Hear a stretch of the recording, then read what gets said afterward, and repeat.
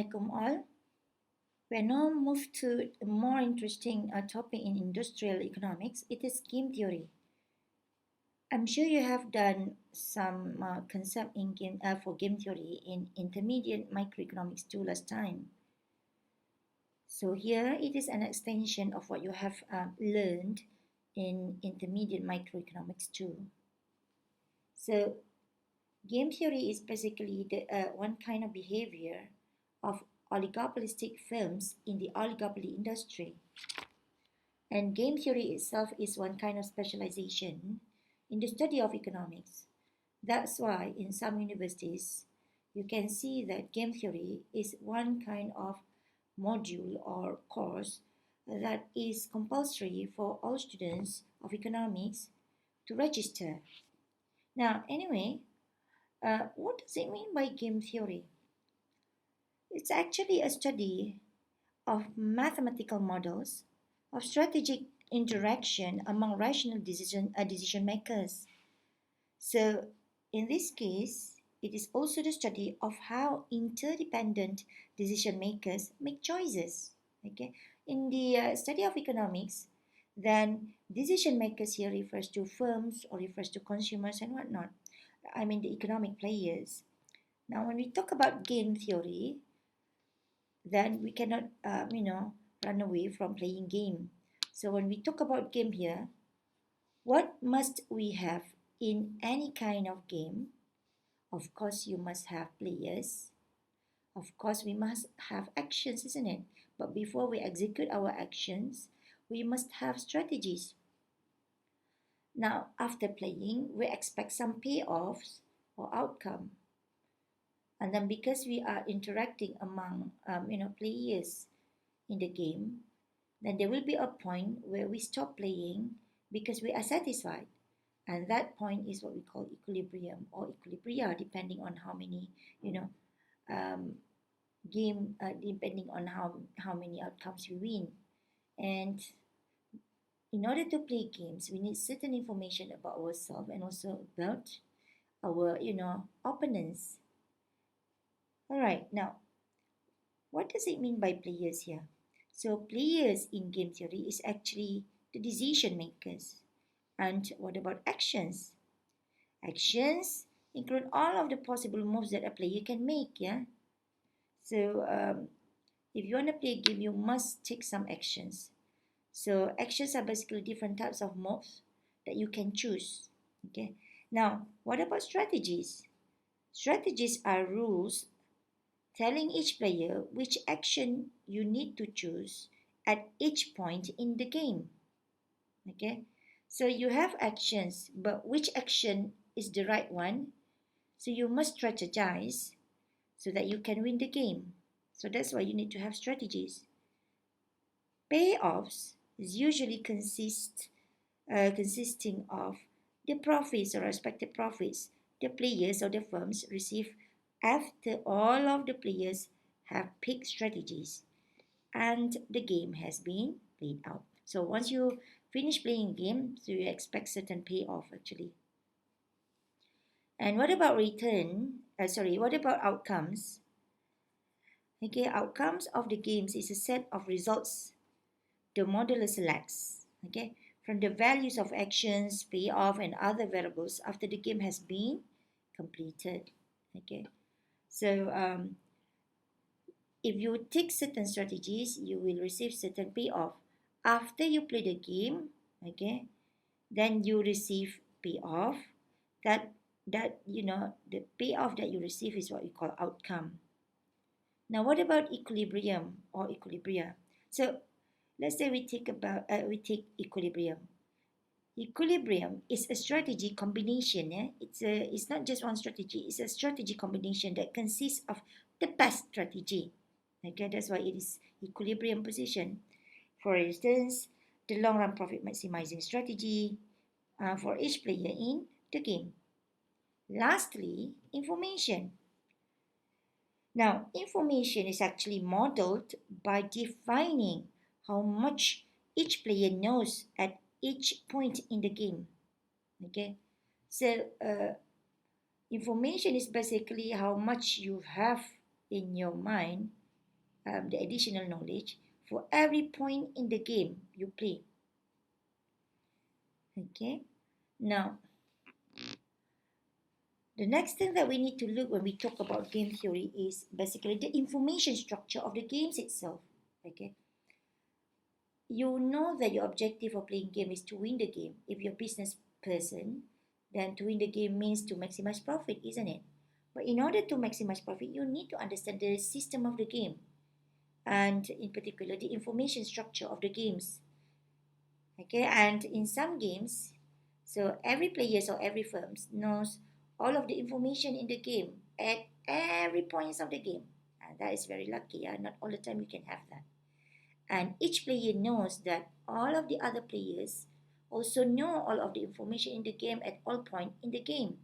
So we call this as common knowledge. Okay, I know what happens to you, what available choice and whatnot. You also know something about me. I mean, so we have common knowledge about the game.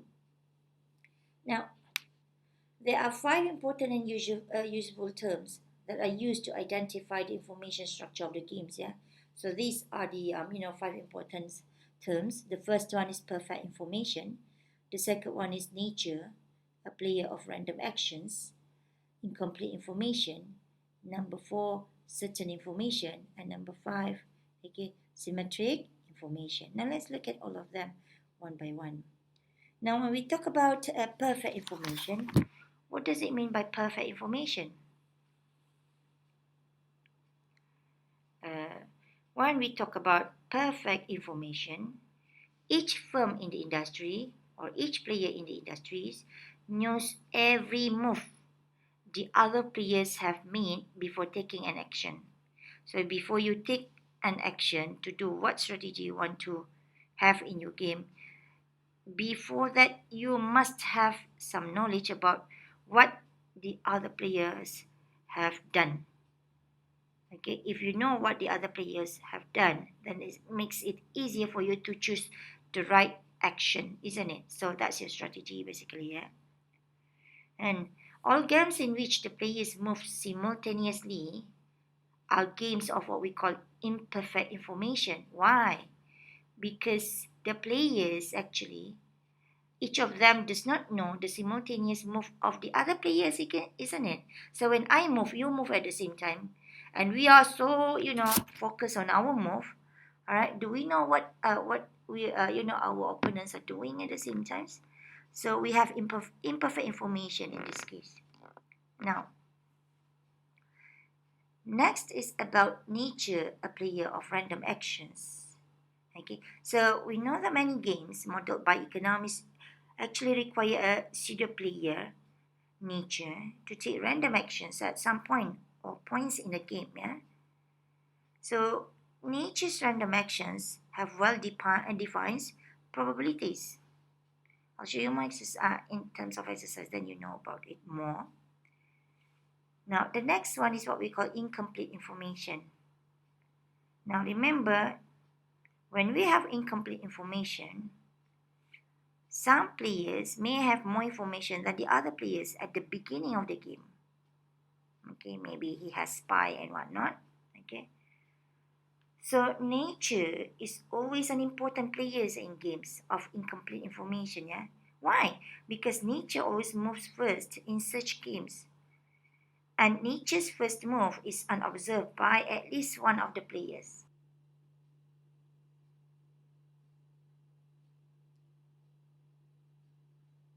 So let's look at number four, certain information. So in games including nature, yeah, a player of random actions, if nature never moves, okay, after any other player moves, then remember nature is a player of random actions. So if he doesn't move, then you have what kind of game?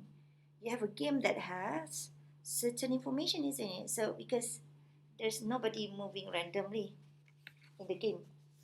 But then if nature moves after another player has moved, yeah, and the way he moves is random, remember? Then the game is said to be of uncertain information. So that's very, dangerous. Now, number 5, symmetric information. If all players in the game have exactly the same information when each player moves, okay, so the game is said to be of symmetric information, and this is really nice. However, when other player moves, and some players have different information than other players, yeah, and the game is played with what we call asymmetric information, isn't it? Alright, so these are the useful terms that you're going to use later when we talk about, game theory in detail. Now, there is another thing that we want to look at when we talk about game theory, zero-sum games. Okay, now let's begin with a simple example. Yeah, let's say we have two drivers. Okay, and this happens in the US. This is really a very common example used in the study of game theory in the West. Okay, now, so let's say we consider a very simple game played by an ice cream truck driver. Yeah, so the first ice cream truck driver is Don Wollman. Okay, he plays it twice on July 4th, 1968, and then he repeats it again on July 4th, 1969. It's actually in the US, July 4th is in summer, and it is a holiday on every July 4th because there is a parade there on 4th of July. Yeah? So they call it 4th of July parade. It is usually held in New Jersey suburb area in of Philadelphia. Okay, so in the UK we have what we call bank holiday. It's also in summer. Okay, so for every first Monday of the month, okay, then it's considered as bank holiday. Then you can see a lot of activities for holidays, such as especially huge car boot sales. Now, anyway, so the in this case, in this game, we have two drivers, Don Wollman and another trucks driver. Okay, so here these two drivers had to decide, yeah, when they sell ice cream, imagine, yeah, in a parade. Okay, so of course there are many visitors, and it's a hot and in July is a very hot day, so it's a chance for people to sell ice creams, including this truck driver Don Wallman and another truck driver in the suburb area.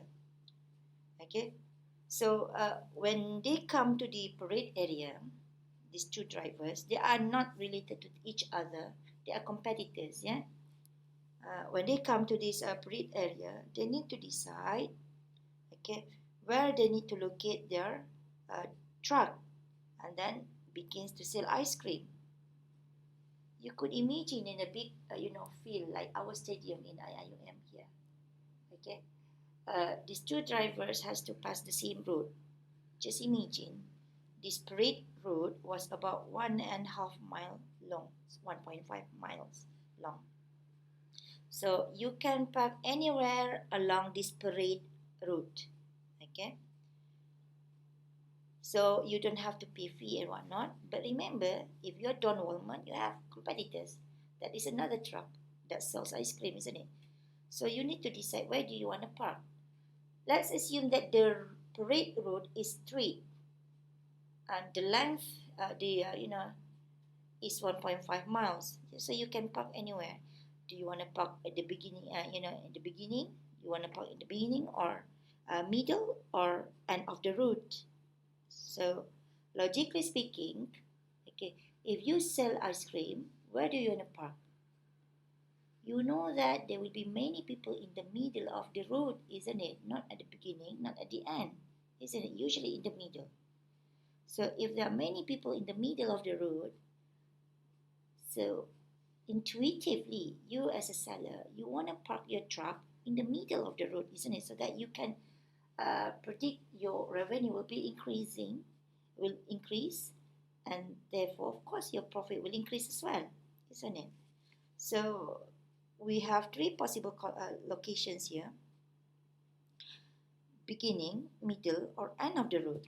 Yeah, and you can imagine if you park at the end of the road, you could imagine not many people are there. Then your profit will be less. If you park at the beginning of the road, also the same thing. But if you park in the middle and assume that your competitor is not parking in the middle, you may get the highest profit ever, isn't it? So that's the issue basically. Yeah? But you must remember, if you're Don Wallman, your opponent, another truck driver, your rival, another truck driver also thinks the same way, isn't it? So here, three possible locations here refers to three possible strategy: beginning, middle, or end of the route. And the payoff, okay, is represented in the matrix here, okay, and this box, payoff matrix. So you see here we have two trucks, two competitors, Wallman and also other trucks. Each of them has three different strategies: beginning, middle, and end. Beginning, middle, and end. Okay. As you can see, the page number here, any numbers in the page in beige color here refers to the payoffs that will receive by Wallman if he choose either one of these strategy.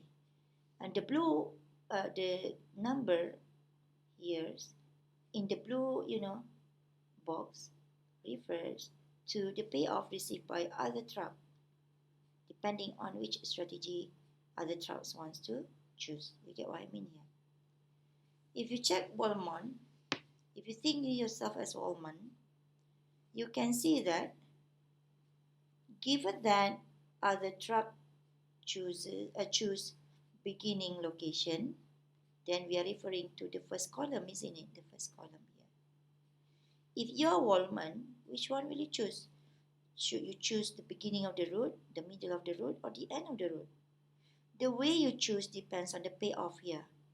You have 50, 75, and 50, isn't it? Which one will you choose? Obviously, you choose 75. Why? Because choosing 75 is more than 50 and 50 here. Therefore, Wallman won't choose beginning, won't choose end of the route. Wallman will choose middle of the route because the profit is the highest, which is 75, compared to 50 for beginning, compared to end of the route for 50 for end of the route, isn't it?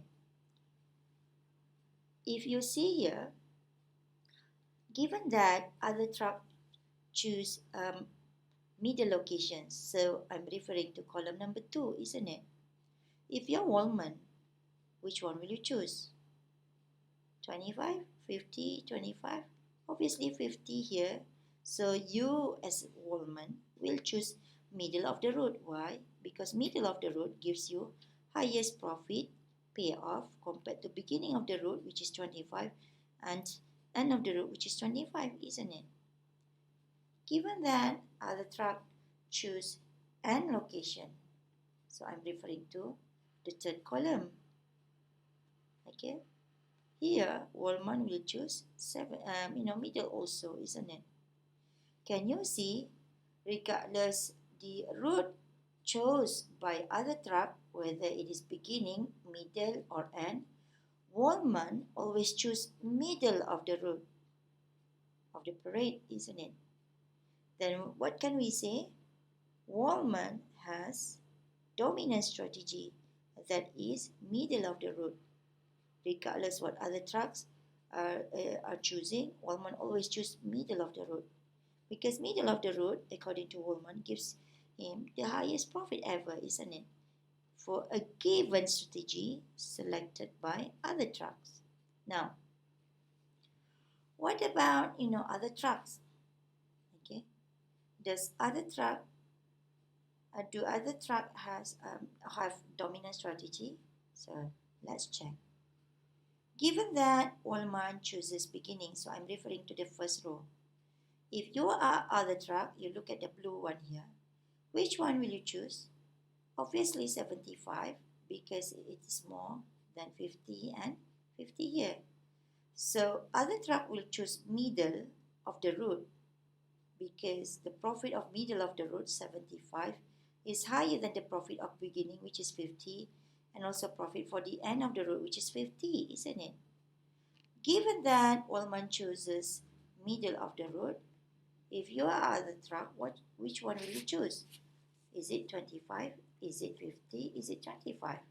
Obviously you will choose 50, isn't it? Because of the same reason like I explained to you for the first one here. Given that Wallman chooses, this is 2, end of the road, then we are referring to row number 3. If you are the truck, which one will you choose? Is it 50, 75, 50? You will choose middle location because the profit is 75, highest compared to the end, which is 50, and also, beginning, which is 50, and also end, which is 50. All right. So here, in fact, at the same time, not only I talk about, I talk about dominant strategy, but I also show you how to determine the Nash equilibrium simultaneously. Now here, for other truck, it is very obvious that other truck also has dominant strategy, which is middle, because regardless what Wallman will choose, either beginning, middle, or end of the road, other truck will always choose middle of the road. Okay. So that's how it works. Okay, so but what does it mean by dominant strategy then? A dominant strategy is a strategy that outperforms any other strategy, no matter what strategy an opponent selects. Okay, so in this case, Wallman decided to park in the middle, isn't it? And of course, even if Wallman has decided to park in the middle, when he comes to the parade, and then pass by the road, he will find other truck will also park in the middle because they have the same thought.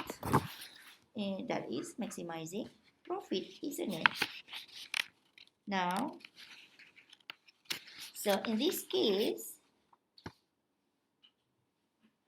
you can see that when you try to find equilibrium, okay, believe me, recall back the way to find equilibrium in the study of intermediate microeconomics. Yeah, I've taught you this one last time.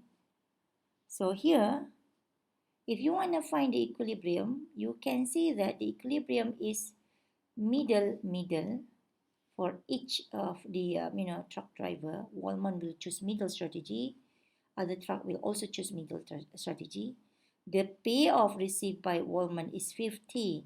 The payoff received by other truck is also 50. Okay.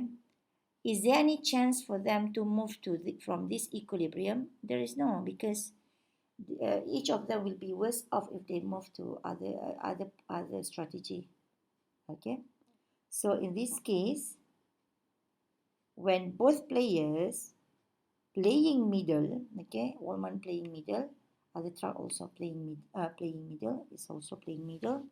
So we can say that both players playing middle is a stable solution to the game because you don't move to other strategy.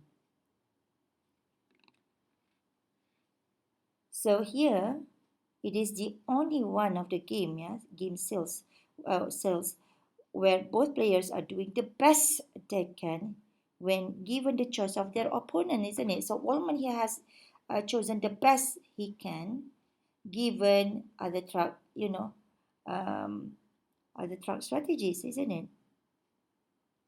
Okay, so the solution is here in these cells.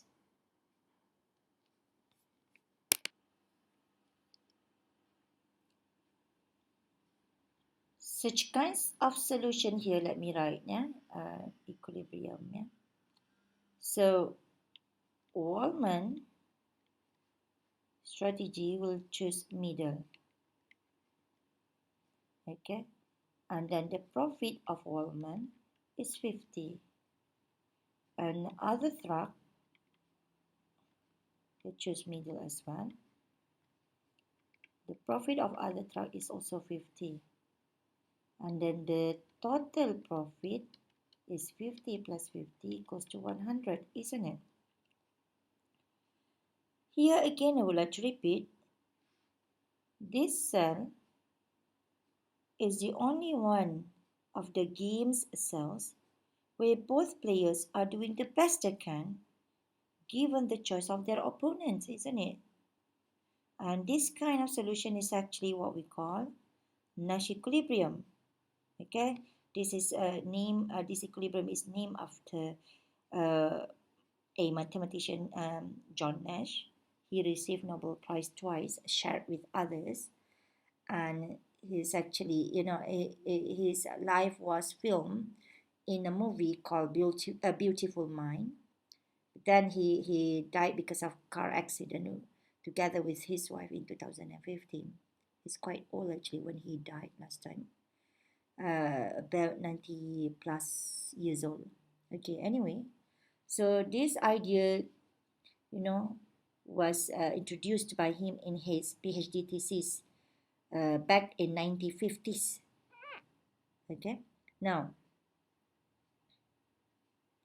so you see here, can you see in this case, Wallman chooses middle root, other truck chooses middle root. And you already know from the previous analysis that middle is the Wallman, um, what we call as dominant strategy. Same goes to other truck.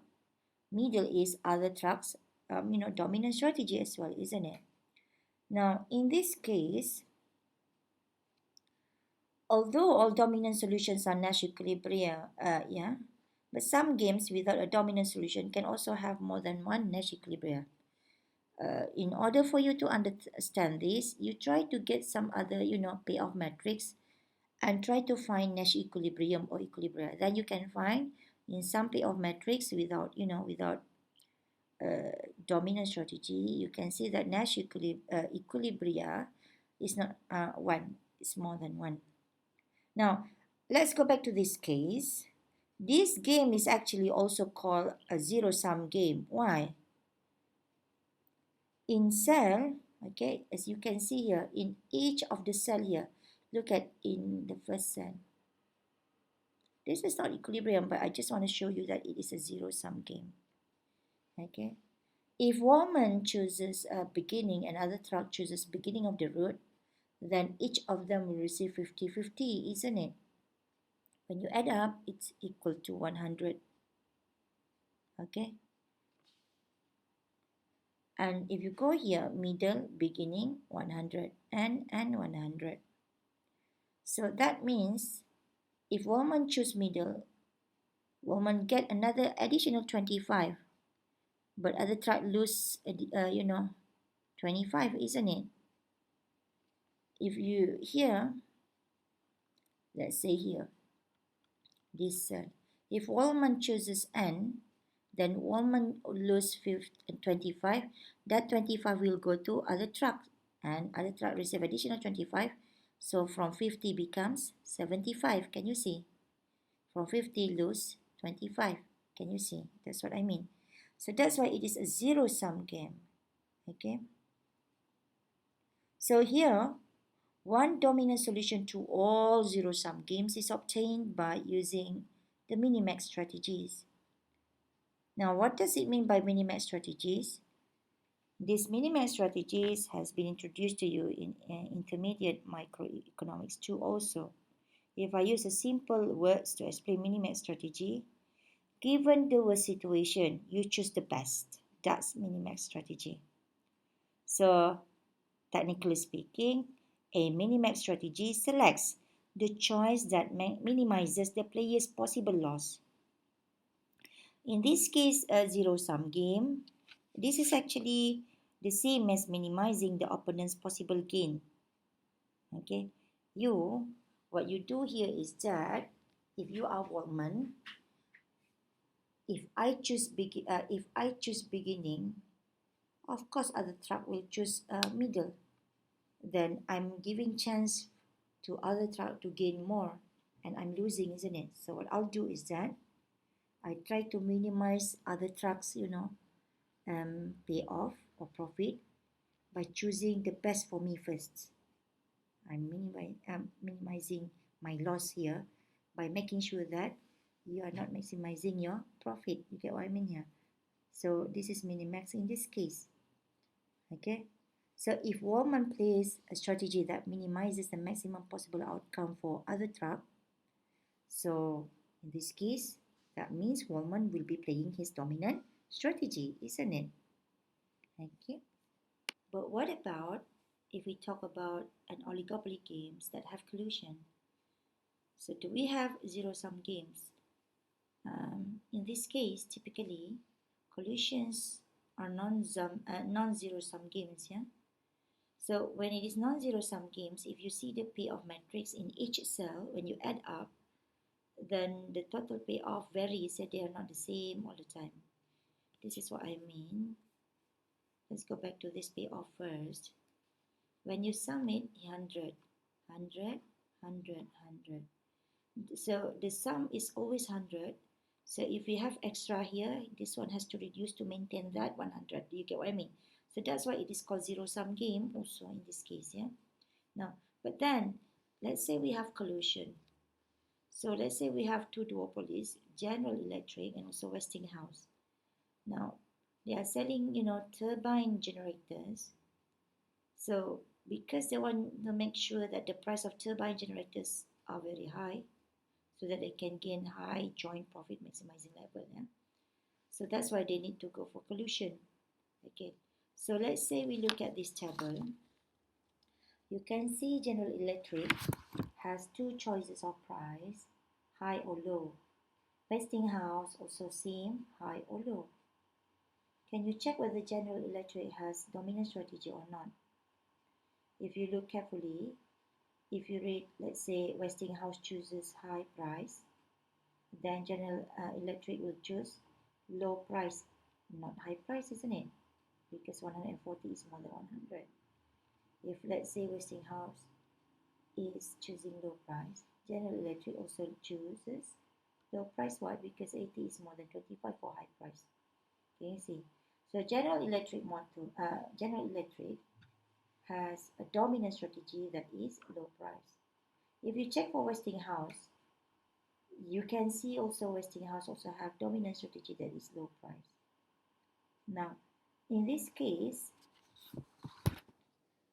if you look here, okay, if General Electric's price higher here, then Westinghouse should price low, isn't it? Okay, if General Electric price low, then Westinghouse should price low as well, isn't it? Because of the earning, you compare the earning, 80 is more than 25, 140 is more than 100. So here, low price is actually the dominant strategy for Westinghouse. Low price is also the dominant strategy for General Electric, isn't it? And if you can see this payoff matrix, the payoff matrix here is symmetric. Okay. When Westinghouse has dominant strategy of low, General Electric also has dominant strategy that is low price. So in this case, if you play the game, okay, then they end up with low and low, isn't it? If there is no collusion. Okay. How to find, Nash equilibrium here? Remember the intermediate micro 2 that I've taught you last time. That's why we end up with cell number 4 here. If you label it, this is cell number 1, cell number 2, cell number 3. Make sure by now you know how to find the, Nash equilibrium. But if we have what we call collusion, then obviously the best collusion is for General Electric and Westinghouse to choose high price strategy. Why? Because both these will give them highest profit, joint profit. If you are Westinghouse and I'm General Electric and I say to you, let's collude, But I charge low, you charge high. Would collusion happen? It won't be, because I I am thinking the highest profit, and you collude with me to take 25. There's no way in it. So that's why collusion, you would want to have the same profit here. Okay. But anyway, in this case, you are in dilemma, I also in dilemma. If we don't have collusion, you can see that, like I said earlier, we end up with cell number 4. Okay. I want to choose low price. If you choose high price, then I win. Okay. But you know, we want to collude, then we have joint profit like this. But if you cheat, then you gain more, I gain less, isn't it? This kind of payoff matrix actually comes from the story of what we call prisoner's dilemma games. So that's why when there is introduction of game theory in the intermediate microeconomics 2, we always talk about price dilemma games. Okay, so prisoner dilemma game, sorry, yeah. So this is a basic form of game basically for game theory. So let's say we have a truly prisoner's dilemma game. And this is based on American, a hypothetical example that is very famous among American dramas, you know, uh, fan. So let's say we have this payoff matrix. Let's say we have two members of the mob, the group that always cause trouble in the country. Okay, so two members of the mob are, let's say, Walter White and also Jesse Pinkman. Okay, and these two guys have just been arrested for drug dealing. These two guys are actually fictional characters or bad guys that always do crime in the American drama, drama TVs. Yeah. So here, Jesse Pinkman is actually the students of Walter White, because Walter White is actually a person who is, having a degree from MIT, if I'm not mistaken, yeah, from based on from the story in the drama. And then he did some research, and then he was also at the same time teaching Jesse Pinkman. Okay, and then because of the research gives some profit, he and his uh, another researcher, okay, did the research, but then he ran away with $5,000. Okay, but anyway, that's the beginning of the drama TV for American, mob series. Anyway, so here, suppose that in this case, because he involved in many crimes actually, but he is very famous in the drama TV for his dealing activities. So both Walter White and Jesse Pinkman have been arrested for drug dealing. So when both of them have been arrested for drug dealing, then they will be brought to the court. Then the district attorney knows that she needs a confession from at least one of these two people, a person, so that to get a strong conviction and stiff sentence to both of them. So here, DEA agent, DEA is what? Drug Enforcement Administration, yeah, in the US. DEA agent have the fictional character named Hank Schrader, puts both of them in separate rooms, yeah, for interrogation, where both are offered the same deal. What is the deal? Okay, if either one of them confesses and turns state evidence, yeah, he will receive a lighter sentence. So let's say if Walter White, confesses, but Jesse Pinkman doesn't confess, so Walter White will receive a lighter sentence, but Jesse Pinkman would. But then another deal, if both confess, there is no need to use either of them in the court, isn't it? Because they already confessed.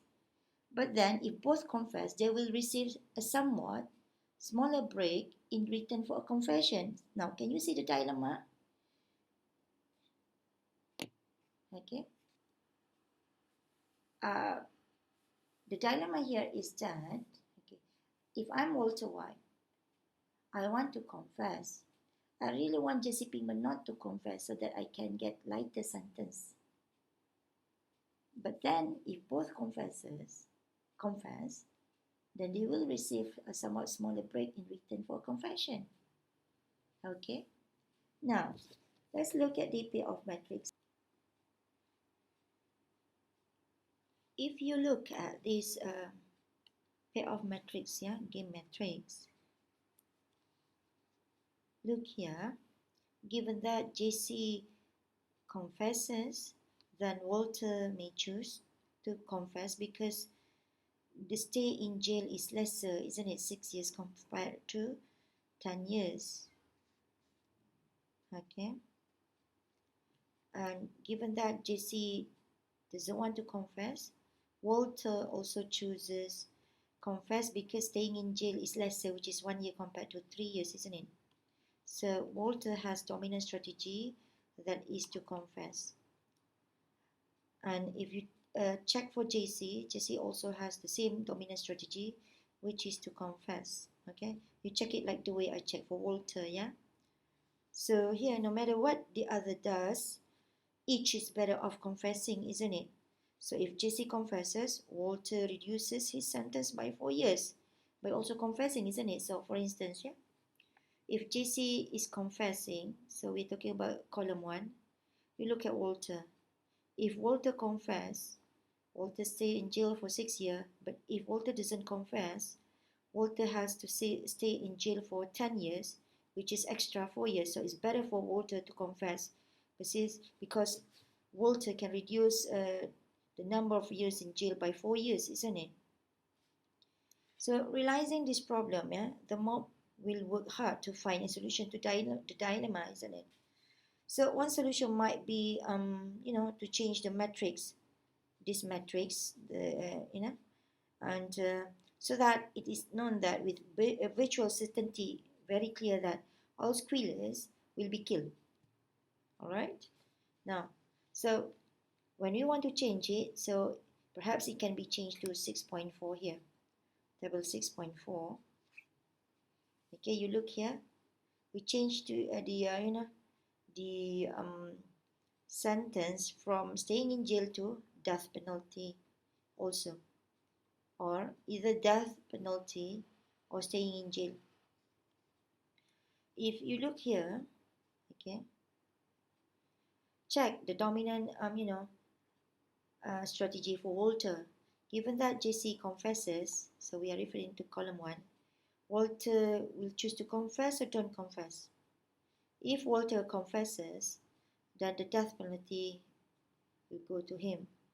If Walter doesn't confess, Walter only needs to stay in jail for 10 years, and then after that being released. So which one is better for Walter? Staying in jail, isn't it? So don't confess. Okay, death is out of the game. Given that Jesse doesn't want to confess, so here Walter would prefer to not to confess also, because staying in jail for 3 years is better than being sentenced to death by confessing. You get what I mean here? So Walter here, we have changed the dominant strategy for Walter from confess to don't confess. If you check for JC here, okay, it's also the same thing. Okay, check for JC, given that Walter confesses, so JC would prefer to stay in jail for 10 years rather than death, isn't it? So same thing with this. Okay, so here you can see both JC and Walter have confessed as their dominant strategy, right? So the dominant solution is to play don't confess, isn't it? So the death threat actually reduces both Walter and JC sentences, isn't it? Okay, so this is the Astoria prisoner dilemma that leads to the game theory study. Now we move to another different kind of, concept here in game theory. We call it repeated games. When we talk about oligopoly, most games in oligopoly are played repeatedly. Why? Because you imagine yourself a firm and I'm a firm, the competitor of your firm. Okay, if we play game in terms of price, for instance, if I reduce the price, what would you do? You would reduce the price, and then I reduce the price. Usually, we behave this way because of what? Because we want to capture market, isn't it? So the consumer will come to us, purchase our products, and then we get more revenue and profit, isn't it? So you can see that the price game is played repeatedly.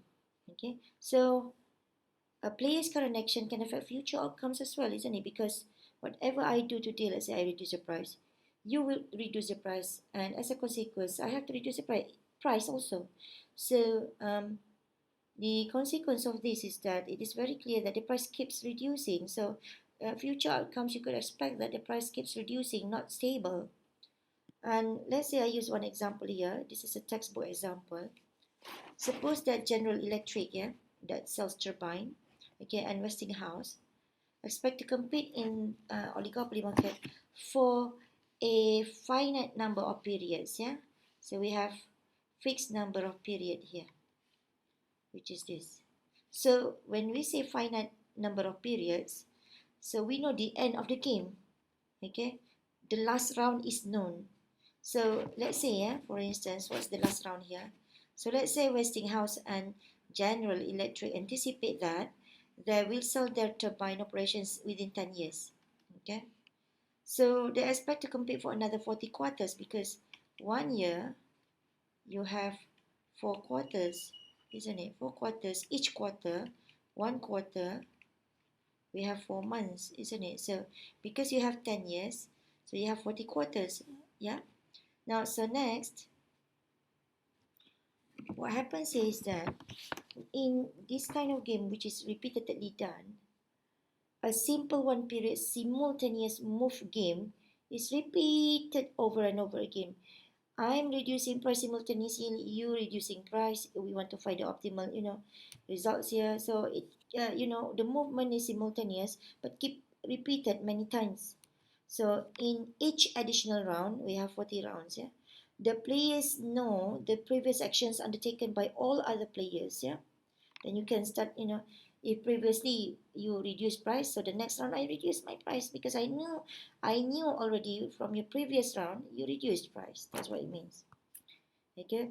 So repeated games of this form are referred to as games of almost perfect information. Okay. So in this case, so consider General Electric strategy in the last quarter. Okay.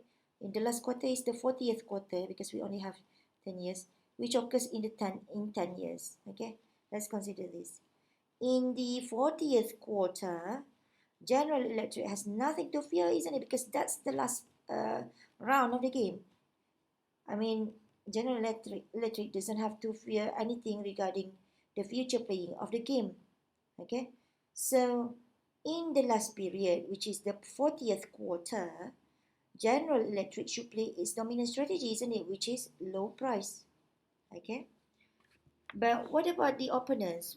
That is Westinghouse. So Westinghouse, of course, yeah, does the same thing in the last round, which is the 40th quarter. So it will result in a payoffs of low price for both of them. So if you go back to the this low price for Westinghouse in the last quarter, General Electric also low price. So everyone will get 80 as their payoff or profit. Yeah. So we know that what would happens in the last round. Yeah. So in this case, so now what should General Electric do in the 39th quarter? Because in the last quarter we knew that everybody wants to have low price, isn't it? Okay. Now in this case, because the 40th quarter is known, yeah, the result, everybody wants to play, low price strategy. So General Electric's action in the 39th quarter will not affect the 40th quarter outcome. And General Electric should play the 39th quarter as if it were the last quarter. And then, so if that is the case, General Electric should play its dominant strategy in the 39th quarter. And that dominant strategy is what? Low price strategy. And Westinghouse would do the same as well. So now, the 39th quarter results in an equilibrium of low price, isn't it? So we have 40th quarter, low price, low price. We have 39th quarter, low price also for each of the firm.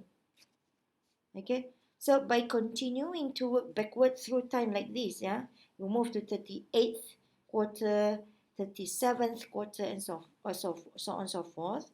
It is very obvious that the equilibrium play in every period, in every quarter, is the dominant strategy in the last period, isn't it? So every period they will play the last quarter dominant strategy, which is low price for GE, General Electric, and also low price for Westinghouse. This can happen, this is true only if and only if the game is finite. When I say the game is finite, that means you know when is the last round. Okay, in this case, the last round is 40th quarter. However, in reality, most games played by oligopolies are infinite game. You don't know when it will stop. So, you also don't know when it is the last round, isn't it? So, in any infinite game, right, there is no known last round. So, here, players can undertake early actions in the hopes of affecting the future strategy of their competitors. That's the only way you can do. And in this infinite game, okay, let's go back to the example. General Electric may believe that an early play of high price on its part may encourage Westinghouse to play high price in the future as well, isn't it? Okay, so if we don't know when it will stop, why don't we play high price so that Westing will play high price, then we get more more profit. Okay, we will learn more in chapter 9 about this kind of game and also optimal strategy in an infinite game. Okay, all right, because very clear that because when you have finite game compared to infinite game, in infinite game you don't know when is the last round. So the way we choose optimal strategy is different because like I said just now, when it is infinite game, you don't know when it stops. So you tend to play high price strategy instead. Okay, but when you know you're gonna stop, then you play low price strategy for for the case of General Electric and Westinghouse. Okay, now so we are done with the basic of repeated games.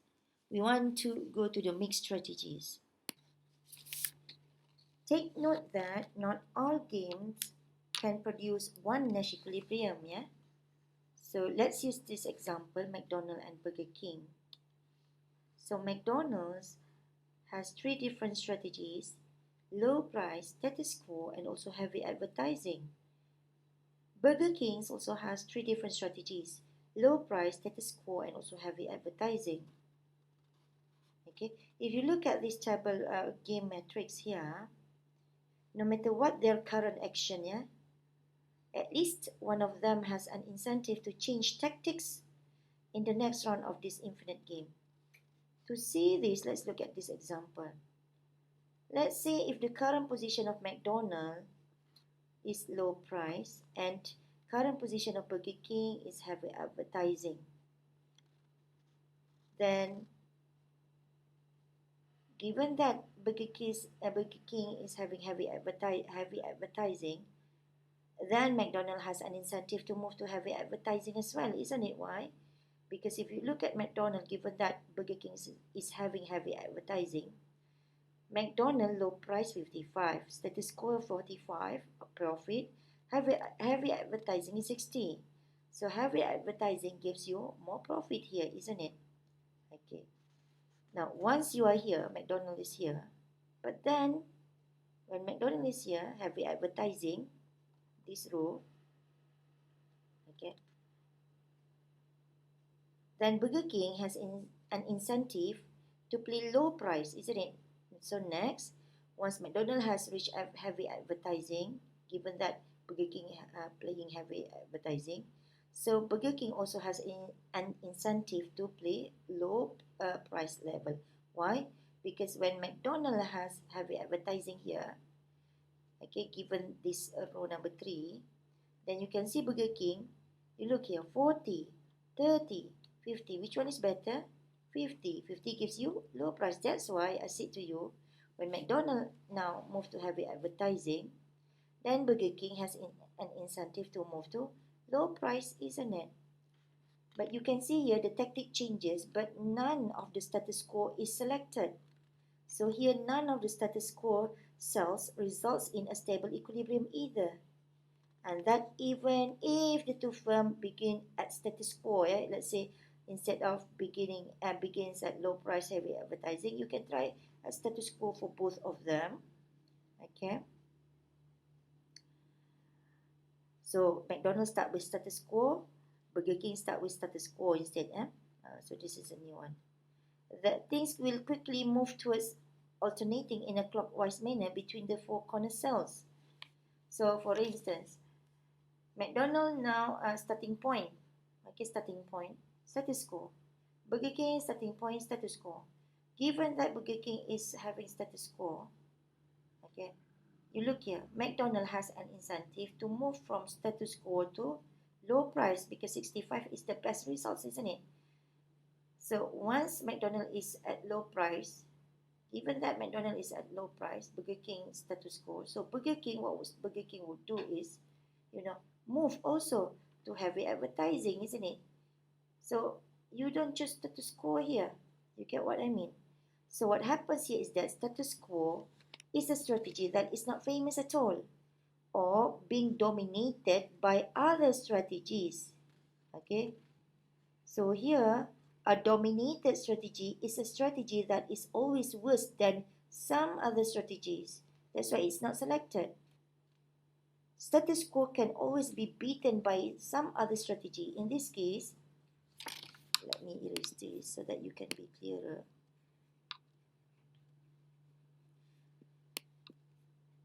So both of them starts at status quo, yeah. So here, McDonald's starts at status quo. Burger King starts at status quo. Given that Burger King starts at status quo, if you are McDonald's, what would you do? Given second column here status quo, you McDonald's, you see 65 is better, isn't it, than 60 and 60 here. So you would choose low price. Status quo is not selected, isn't it? Okay. Now you are already here as McDonald's. Now I'm Burger King. Given that I know you are at lower price, row number 1, what would I do? Would I stay at status quo? No, I won't. I won't stay. I would just have the advertising because 45 is better than 20, better than 35. Do you see that? So that's what I mean. Okay, so status quo is a dominated strategy here. So what does it mean by dominated strategy? A dominated strategy is a strategy that is always worse than some other strategy. So here you can see some status quo can always be beaten by low price or heavy advertising.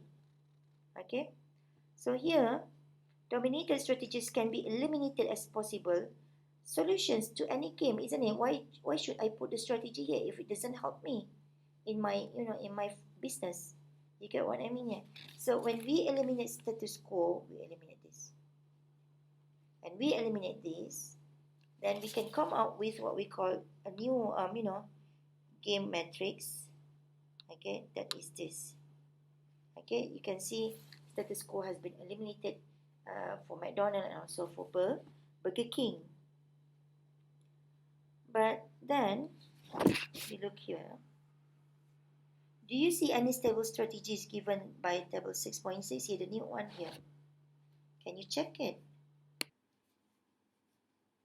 If you look at this payoff matrix, yeah, if you want to check whether there is stable set of strategy and stable equilibrium, let's check whether we have stable equilibrium or not. Given that Burger King's chooses low price, so we are talking about the first column. Okay, then McDonald's here will choose low price because the profit of low price, which is 60, is bigger than the profit of heavy advertising, which is 55. Okay. Given that Burger King is adopting heavy advertising, so we are referring to column number 2, then McDonald's action would be choosing heavy advertising because the profit or payoff from heavy advertising, which is 60, is bigger than 55, the profit or payoff for low price. Okay, so this one no. Now let's move row by row. Given that McDonald's chooses low price, so we're looking at the at row number 1. Then if you're Burger King, you will choose heavy advertising because the payoff or profit, which is 45, is greater than the payoff for low price, which is 35. So this one is not chosen. This one is chosen. Given that McDonald's is choosing heavy advertising, so we are looking at row number 2, then if you're Burger King, you will choose low price because profit or payoff for low price, which is 50, is greater than the profit for heavy advertising, which is 40. So take this one. You can see here the way McDonald's and also Burger King choose strategy depends on what the opponent is doing. And also you can see there's no equilibrium in this pure strategy. Okay, game with pure strategy. Now, because of that, the firm should play a mixed strategy. Okay, the firm should play a mixed strategy here. Now, in terms of playing mixed strategy, we need to find the best or optimal mixed strategy. So in an optimal mixed strategy here, each player, McDonald's and also Burger King, randomly selects its action with given probabilities. Yeah, so when we play mixed strategy, you must attach probability for each of the action. Okay, that so here the probability that each of the player chooses must maximize its expected payoff given the randomly selected strategy being played by its opponent. You get what I mean here? All right. So here, in this case, in this kind of metrics for this game, okay, it can be proven that an optimal set of probabilities always exists to solve such problems. Yeah, and in this case also, the optimal strategy for Burger King is what? The optimal strategy for Burger King is to play low price 50% of the time, and then heavy advertising 50% of the time as well. What about McDonald's? For McDonald's, the optimal strategy is also the same thing, to play each strategy 50% of the time. Now you look here why. So let's say I erase the mark here so that it's much easier for us to analyze. So here we want to calculate McDonald's expected payoff of charging low price. Okay, so expected payoff for McDonald's charging low price is what here. If you look here, okay, let's say Burger King chooses low price. Okay, so we're looking at column number 1. McDonald's here, expected payoff for McDonald's. Okay, we attach 0.5 here, 0.5 here, the probability of McDonald's choosing low price or heavy advertising. Okay, so we want to look at expected payoff of, it is expected payoff of Burger King, yeah, if Burger King chooses low price. Okay, when Burger King chooses low price, it is, if you are Burger King, you might be thinking that McDonald's will randomly pick either low or heavy advertising. So either low or heavy advertising, the McDonald's choice will affect Burger King's expected payoff for low price. So this I'm talking about the first expected payoff. Expected payoff for Burger King when Burger King choose low price. Yeah. So expected payoff is what? It is half if McDonald's chooses low price, okay, if McDonald's chooses low price here, then Burger King's payoff is 35, isn't it? So 35 times half plus if McDonald's chooses heavy advertising, so when Burger King chooses low, the payoff is 50, but because it depends on what McDonald's action is, so if it is heavy advertising, half here, and then 50, you get me? Right, so when you calculate it, it is 42.5. What about expected payoff for Burger King?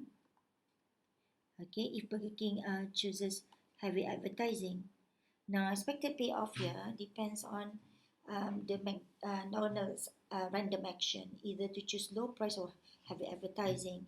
McDonald's low price is half, heavy advertising is half also.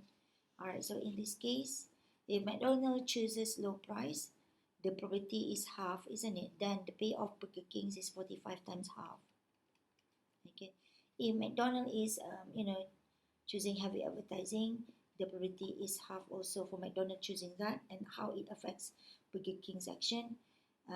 If Burger King chooses heavy advertising, then the payoff is affected 40 times half, isn't it? So you can see the answer is also 42.5. Okay, and if you try to calculate expected payoff for McDonald's, okay, when McDonald's have low price, okay, let's say that Burger King also apply half for low price and half for heavy advertising. That means it is 50% that Burger King randomly chooses low price. It is also 50% that Burger King randomly chooses heavy advertising. So because the probability here is attached and it is random, therefore it affects McDonald's expected payoff if McDonald's chooses low price. It also affects McDonald's expected payoff if McDonald's chooses heavy advertising.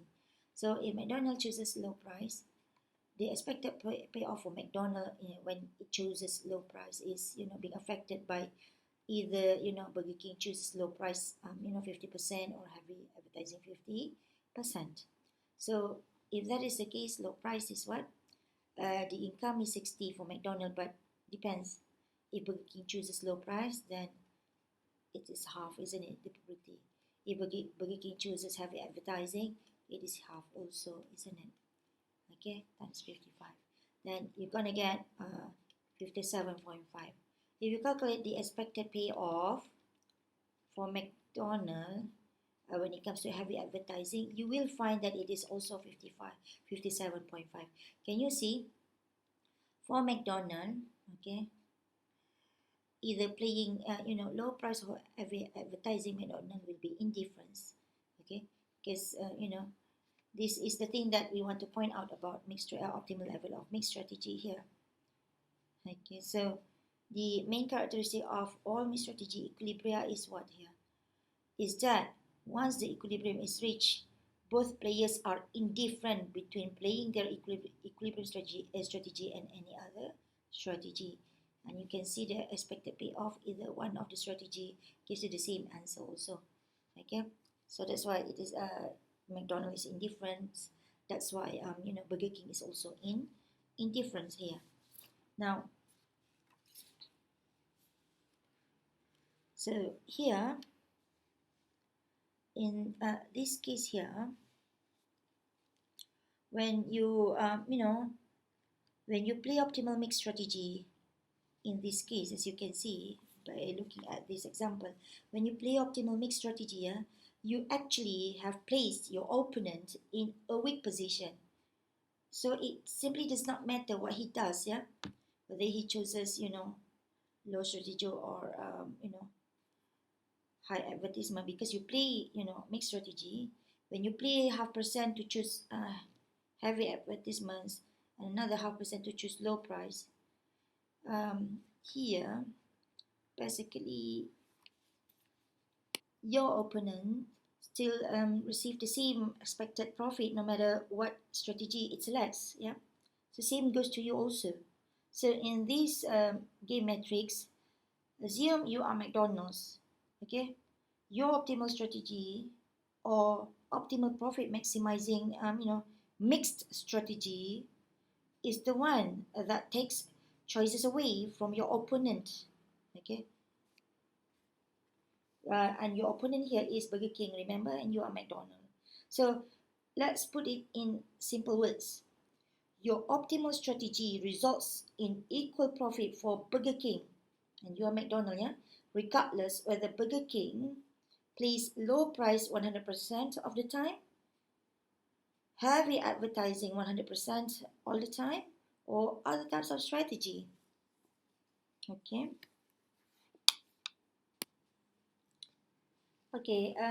Let's consider the a little bit of modification in the payoff of the game matrix of McDonald's and Burger King here. So let's look at table 6.7. The modification happens here. As you can see, this is 58. If you go back to the previous payoff matrix, it was 55. Okay, so when payoff is different, then of course the probability of mixed strategy will be different for Burger King and also for McDonald's here. Let's look at it mathematically. All right. Now here, I want to show you in terms of mathematics. We want to know the probability, the optimal mixed strategy probability. Yeah. We have two firms, McDonald's and Burger King. Let's say that you are McDonald's.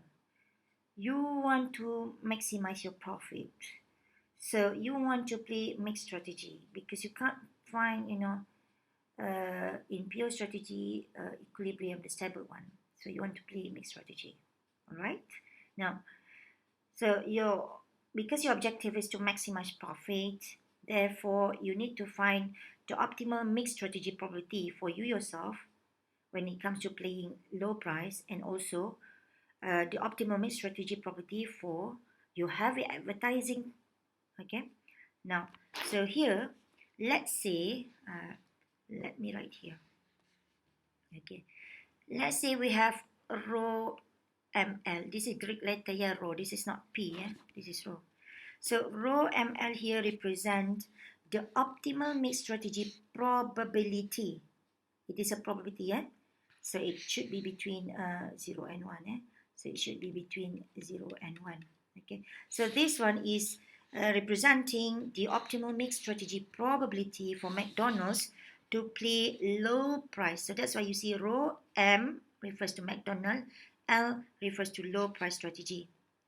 If rho ML is the optimal mixed strategy probability to play low price for McDonald's, therefore, 1 minus rho ml refers to what? It refers to the optimal mixed strategy probability for McDonald's to play heavy advertising. Okay, so that's the thing. Now, the opponent, which is Burger King, must have the same expected value of profits regardless of whether it plays low price, okay, or always plays heavy advertising. So let's say this. So in this case, so Burger King expected profit, yeah, when it plays low price for Burger King is what? Because it depends on the probability of McDonald's here, rho ml, and also 1 minus rho ml, isn't it? So the expected profit here is what? You go back to this. Okay, if it is low price, we are referring to, this. Okay, so in this case, remember, let me recall back.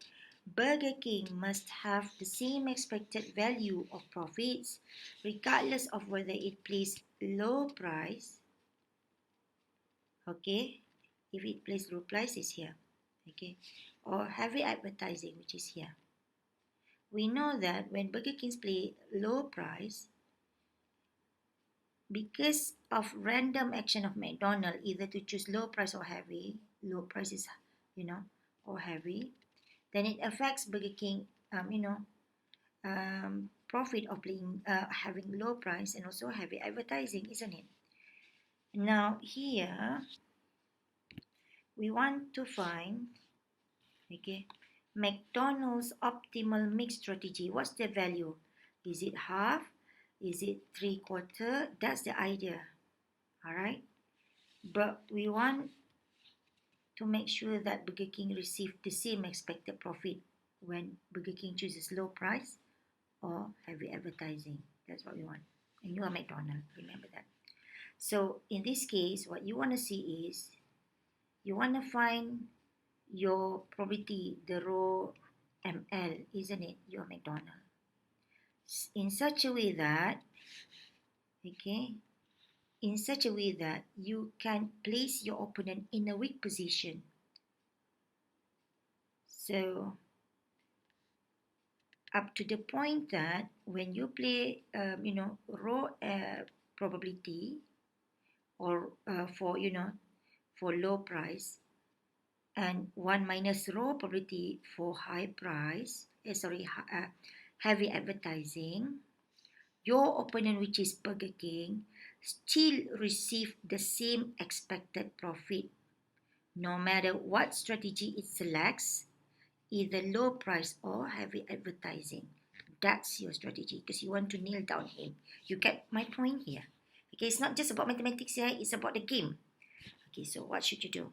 So you must make sure that Burger King must have the same expected value of profits regardless of whether it plays low price or always plays heavy advertising. And let's go back to the maths here. So expected profit low price for Burger King is what? It is from this one, this and this, isn't it? But because either 35 and 50 expected value of low price for Burger King will be affected by McDonald action, which is you. Okay, so by how many percent? By row for low price, by 1 minus row for heavy advertising. So here, expected profit of low price for Burger King is what? 35 times row ml plus 50 times 1 minus row ml. Okay, 35 is low price Burger King receive when McDonald randomly select low price also. 50 is payoff for Burger King when he chooses low price, when McDonald randomly chooses heavy advertising, okay, by 1 minus row probability. Okay, now at the same time, we also have expected profit of heavy advertising for Burger King. Remember, you are McDonald, yeah? Here, you see, it's either 45 or 40 depending on whether McDonald chooses low price or heavy advertising. But we don't know whether McDonald will solely choose low price or heavy advertising. So the probability of choosing low price is row. The probability of McDonald randomly choose heavy advertising is 1 minus row, isn't it? So this affects the outcome of Burger King's when Burger King's is choosing heavy advertising. You get what I mean? So here it becomes 45 times row ml plus 40 times 1 minus row ml, isn't it? Okay, and remember you're McDonald. Like I said earlier, you just want your opponent in a weak position. Again, in a weak position means what? When you play a row probability to choose, let's say low price, or 1 minus row to your probability when you play heavy advertising, your opponent, which is Burger King, still receive the same expected profit. No matter what strategy, either low price or heavy advertising, your opponent, which is Burger King, will play. So that means what? You want to find what is row value, okay, such that the expected profit of low price for Burger King is just the same as the expected profit or payoff of heavy advertising for Burger King. So that's the idea. So mathematically speaking, what you will do is that you equate this equation, I call this equation number 1, with equation number 2, then you can find what is a rho. Okay, so here 35 rho ml plus 51 minus rho ml, okay, equals to 45 rho ml plus 1 minus plus 40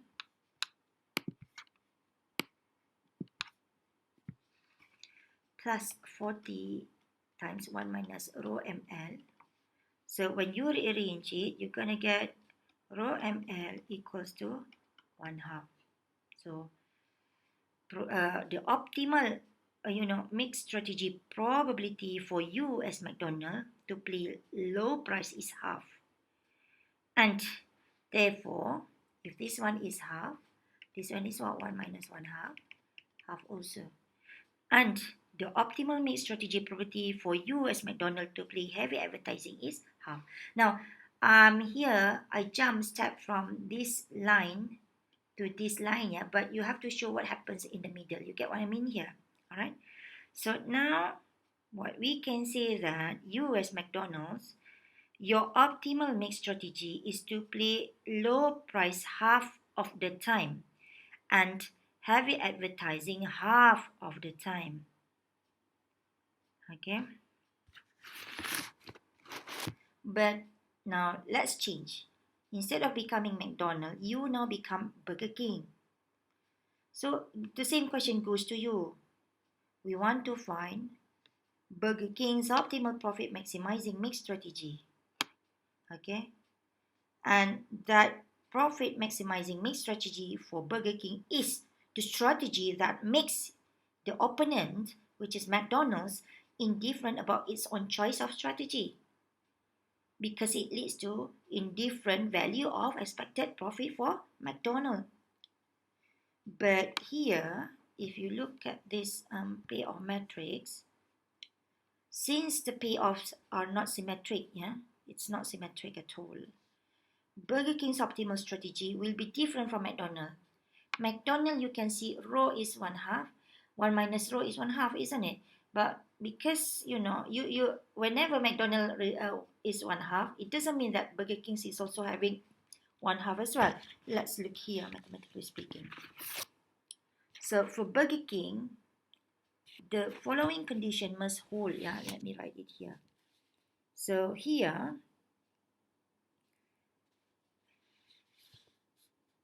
let's say expected profit of low price for McDonald's is what? Is actually 60 times rho BL. B refers to Burger King, L refers to low price, plus, you look here, low price is referring to this, plus 56 times 1 minus rho BL. Okay, can you get me? But expected profit of heavy advertising for McDonald's is what? It is, look here, 5860, isn't it? 58 rho BL plus 60 times 1 minus rho BL. Okay. And you as Burger King, you want to make sure that as these two expected profit that will be received by McDonald's are equal, because you want them to be weakened. Okay, when you rearrange mathematically, this is, let's say, equation number 3. This is equation number 4. Next, we equate 3 and 4, so that we can solve the problem. And you do the mathematics. I won't show you here because this is a very simple calculus for you at this level.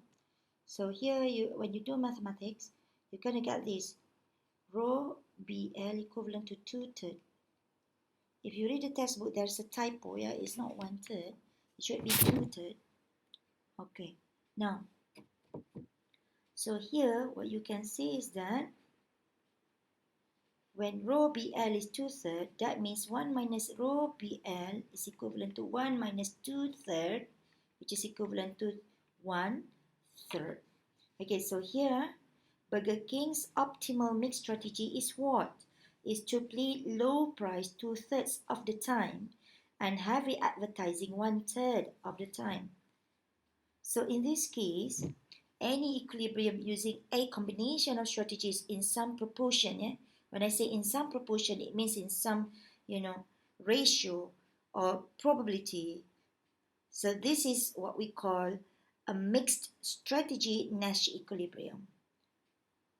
So a mixed strategy Nash equilibrium is actually inherently unstable. Why?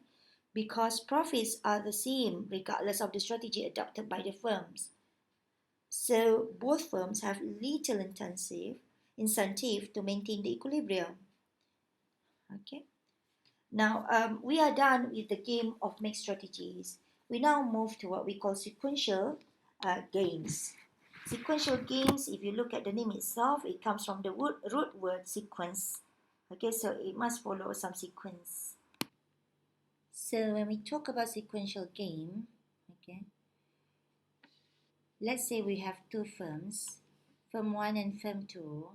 So let's say here, firm 1 moves, then firm 2 responds, then firm 1 responds to firm 2 responds, and so on and so forth. So when we talk about sequential game, there will be first mover. Okay, there will be first mover. Now there are some terms that we need to understand when we talk about sequential games.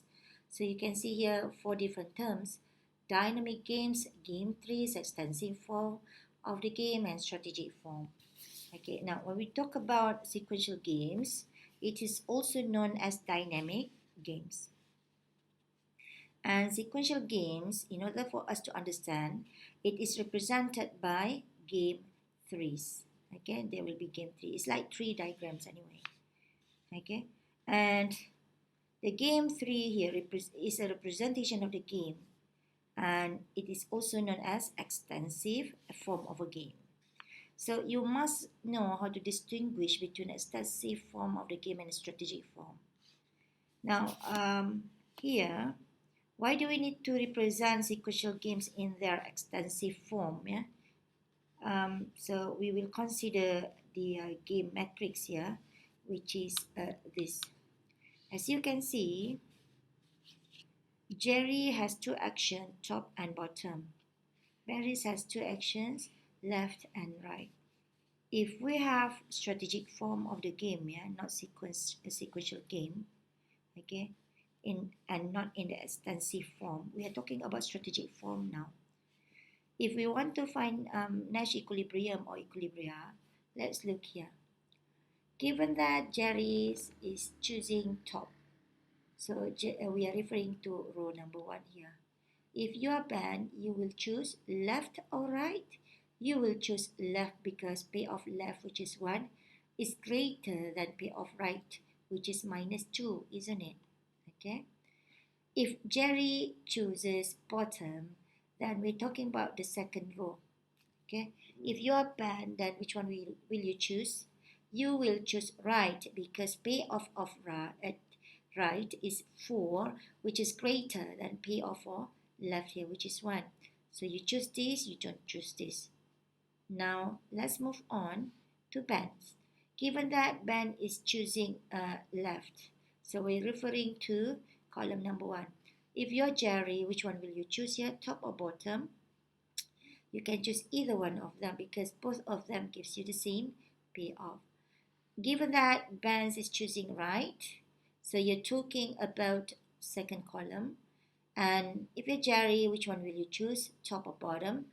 It's obvious that you will choose bottom because payoff for bottom, which is 4, is greater than payoff for top, which is 0. So this one no, this one yes. As you can see, if I label the cell, this is cell number 1, cell number 2, cell number 3, and this is cell number 4.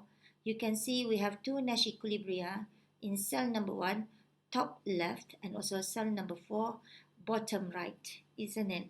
All right, so this is if we have strategic form. However, if we have, what we call extensive form, we can also use this payoff matrix or games matrix, but it's difficult to understand that. So it's much easier to understand it using, game 3 or tree diagram. So let me show you a tree diagram here. Let's say here, who will move first? The one that will move first is Ben. So we have Ben. We know that Ben has two strategies, either, left or right, okay? If Ben chooses left, then after that, Jerry, not James, Jerry has two options, either either top or left, isn't it? So after Ben chooses left, if Jerry chooses top, then James will receive 1 payoff. Jerry will receive 10. Okay. If Ben moves first, and then Ben chooses left, and then after that, Jerry chooses bottom. This is not left, bottom, yeah. Then Ben will receive 1. Jerry will receive 10. Okay, that's it. If Ben chooses right, and Jerry also has two options, either to choose top or bottom. Now, if Jerry chooses top, then Jam will receive -2 payoff, which is undesirable, and Jerry will receive 0.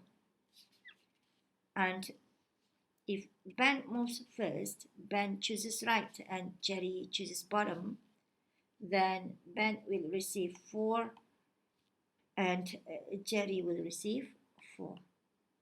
You get what I mean? So this is tree diagram. But then if we have sequential games, how does it work here? Ben has chance to move first. So Ben has choice to choose either right or left, isn't it? Okay. So here, as you know, Dixit and Nalibuff in 1991, if I'm not mistaken, and yeah, they wrote a book. They said that if you want to move first, the first rule of game theory is what? To look ahead and reason back. So you move backward. If you're Ben, you move backward.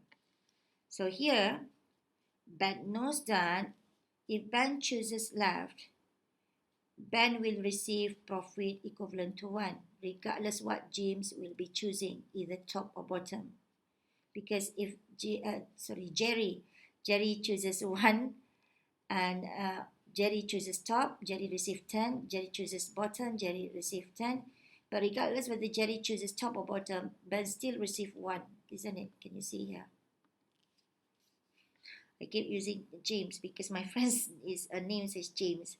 Okay, anyway. Now, here, then, a choice of right means what? A choice of right here, if Ben chooses right, okay, then for Jerry, if let's say you're Jerry, if Ben moves first and, Jerry moves second, it is very sensible for Jerry to choose bottom, isn't it? Because Jerry can receive 4 instead of 0. You get what I mean? So if you're Ben, you are the first mover, okay, then it's very logic for you to choose right, because later you know that Jerry will choose bottom and you will receive profit 4. Jerry won't choose, top, because Jerry will receive 0. Reasonably, Jerry will think that 4 is better than 0, isn't it?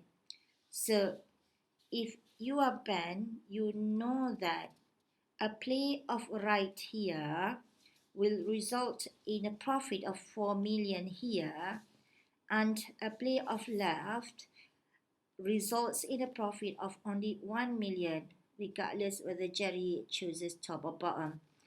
Okay, so in the extensive form of the game, there is only one equilibrium. What is it? Bottom right. Can you see? Okay, so in this case, all right, it is very clear that you only have one Nash equilibrium. Now the next question is, can Jerry threaten to play top if Ben plays right? Okay, is it possible here? Jerry can, okay, so that Ben can have a profit of -2. But is it worth it for Jerry to do that? It's not worth it because, if Jerry wants to threaten Ben to play bottom here when Ben chooses right, Jerry must make sure that his profit here, instead of 0, should be like, 5, because here it's more reasonable to play, isn't it? Play bottom than playing top, okay? Unless if you're very crazy, then you go for this. All right, so here, even if Jerry can make the threat, but it's not credible. This is what we call no credibility. Once Ben select right, Jerry's choice is either to earn 0 or 4 million, isn't it? And if Jerry is rational, Jerry should choose playing bottom here, isn't it? Because 4 million is greater than 0. Do you get what I mean? So this kind of thing can easily be related to a game of potential entry. Let's say we use the same game 3 to explain the game of potential entry for Ben and Jerry. So here, let's say left here for Ben is actually, stay out of the market. And right here is actually enter the market for Ben. Yeah? Ben will stay out from the market, okay, or enter the market. And Jerry, instead of having top or bottom, Jerry may have options of acting aggressively or maintain. Okay, aggressively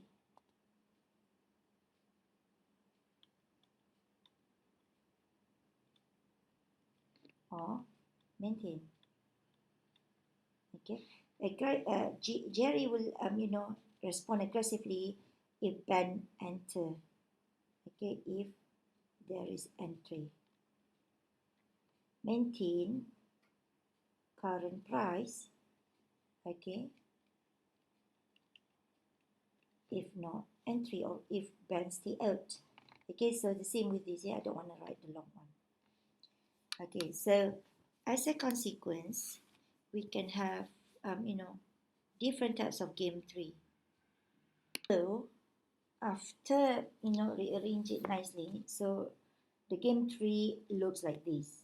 Okay, initially I did it like this, then in a neater form it looks like this. All right, but as you can see, the profit for each of them are the same. Yeah, so here the idea is like this. Jerry initially is a monopoly.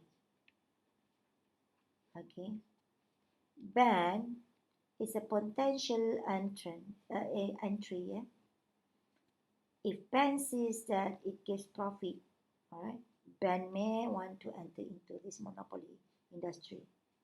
But then, because Jerry is already in the industry, Jerry has two options to whatever Ben is doing to the industry.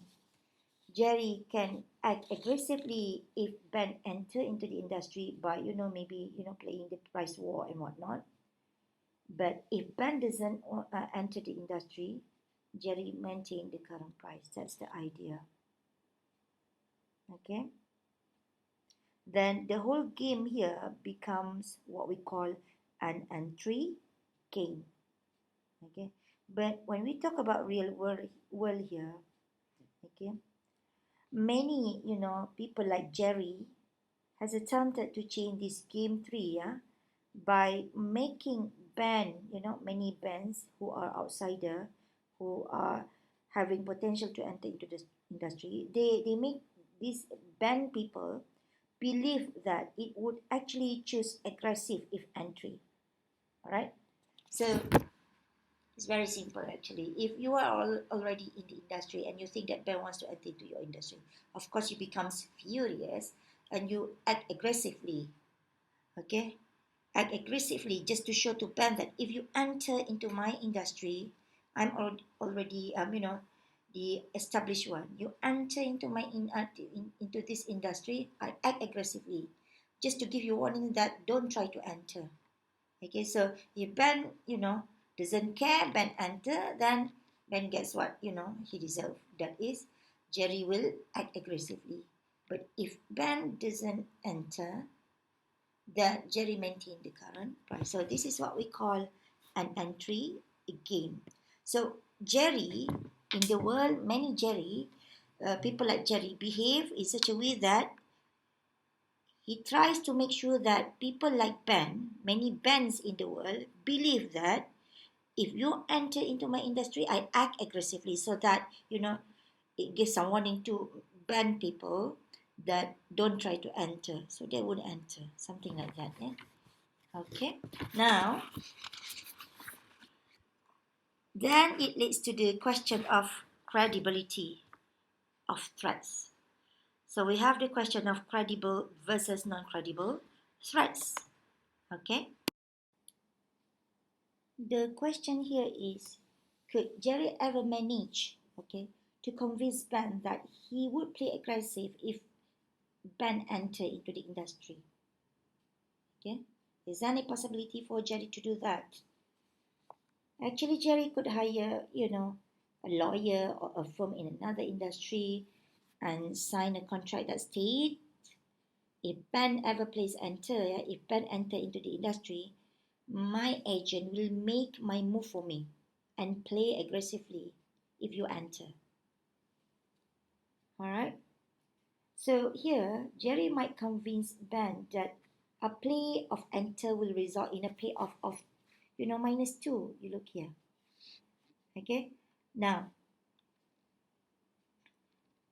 but then the threat to hire a lawyer may not be credible enough because, still Ben can enter. Once Ben enter, it's no longer in Jerry's best interest to play aggressive, isn't it? Ben already enters. All right. Now, here, the single equilibrium, we know that the single equilibrium here is that Ben enter and then Jerry maintain current price, which is here, isn't it? This is what we call a perfect Nash equilibrium. If you're Jerry, you wouldn't move from this point, okay? You wouldn't move from here to here, logically speaking, okay? Or then this is a perfect Nash equilibrium, or also known as subgame perfect Nash equilibrium. Why it is called so? Because it is a Nash equilibrium in which the strategies are credible. Okay, so if you choose this one, if you're Jerry, you choose this one, this strategy for you is not credible now. Because you look at your profit here, you want to threaten others, but you're losing your profit. What's the point? You get what I mean here? And here, if you don't threaten, Ben, you still get better profit for better than zero. You get what I mean here? Now, so there's a question whether the strategies are credible or not. Now, the strategies are considered credible if a rational player would stick with that strategy in any subgame of the complete game. Okay, so we have the new term here, subgame. Now, what does it mean by subgame? A subgame is a game that starts at any decision point, And this decision point in game theory is also known as node. Okay, node in a game. Okay, you start at any decision point or a node in a game and continues to the end of the game. Okay, what does it mean by node? A node is a point in an extensive form of a game at which a player or nature, a random player, takes an action or the game ends. So in this case, we have how many nodes? We have 3 nodes. What are they? Ben, Jerry 1, Jerry 2. Okay. So let's say we consider the sub-game beginning at the node J2 here, which is this. Okay. So if you're Jerry, you have a choice of playing aggressive if Ben enter, and then you earn 0 economic profit, or you earn normal profit only. Okay. Or you can also maintain current price instead, yeah. Okay. And instead here you earn profit of 4 million, for instance. So you have two choices actually. Either you act aggressively, or you maintain the current price when Ben enters. Okay. So given these two choices, if you're Jerry, if you're rational, you will always play, you know what? You will always play this strategy, which is maintain current price. Okay, because your profit for when you maintain current price is greater than profit of you behaving aggressively, which is 0. So 4 is greater than 0, isn't it? Okay. So here what we can say is that in this sub-game, the threat to play aggressive if Ben enters is not a credible one, because profit here is not strong enough for you as Jerry to threaten Ben. Okay. So if you're rational, you won't stick to aggressive, behavior or aggressive strategy here. Okay. So the outcome where Ben enters and Jerry play aggressive here. Ben enter, then you play aggressive. Okay. It's not a sub-game perfect Nash equilibrium. Which one is sub-game perfect Nash equilibrium? Ben enter, you maintain the current price. Then because you're rational. You get what I mean here. So this is the the interesting part of game theory, because when you can see here, it's not about how to calculate the profit only, how much you get and how much Ben gets. Okay, it's about how you play the game. That's why game theory is among the best, or not really to say the best, because it depends on the preference of economists, yeah, among the very interesting study in economics. Okay, so if you are good at gaming and also mathematics, so game theory is for you. All right, so game theory is a branch of microeconomics that is very very famous among economists in Western countries because of its interesting feature. As you can see here, from the beginning of the explanation of oligopoly until now, you can see that it's about how the player choose the right strategy or the optimal strategy to win the game. And in the process of choosing strategies to win the game, you must not only use your maths or economic theory only. You must use your reasoning when you want to decide. So that's why, like I said just now, it's very interesting. But of course, it is among the difficult part of economic study actually. But it won't be difficult if you really really know the trick of playing game in game theory. So that's the end of this chapter 6. You're gonna see a lot of game theory later in the subsequent chapters. So thank you very much.